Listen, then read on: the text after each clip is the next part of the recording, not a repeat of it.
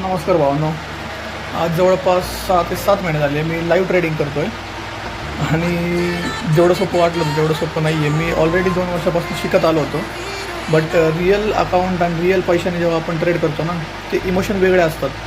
म्हणजे त्या इमोशनवर आपण कंट्रोल ठेवून ट्रेड घेणं, ट्रेड एक्झिट करणं, ट्रेड पुट करणं हे खूप अवघड जातं. बट मी कंटिन्युअसली 6 महिने झाले या मार्केटमध्ये टिकून आहे. थोडेसे फॅमिली प्रॉब्लेम्स आले, त्याच्यामुळे कॅपिटल विड्रॉ केलं, त्यानंतर परत मी कॅपिटल टाकलं, त्यानंतर परत विड्रॉ केलं. बट जो एक P&L असतो ना, तो मी तुम्हाला या व्हिडिओमध्ये दाखवतो.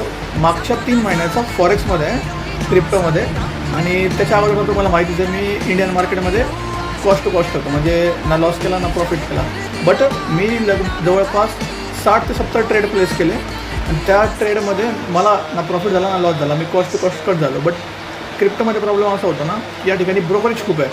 म्हणजे जवळपास तुम्ही एक ट्रेड टाकताय 0.01 लॉटने बिटकॉईनमध्ये, तर तुम्हाला ब्रोकरेज लागतो जवळपास इन अँड आउट व्हायला $0.80. म्हणजे जवळपास 80 रुपये 70-80 रुपये तुम्हाला लागतात. $1 तुम्ही पकडून घ्या, $70 तुम्हाला लागणार ब्रोकरेज.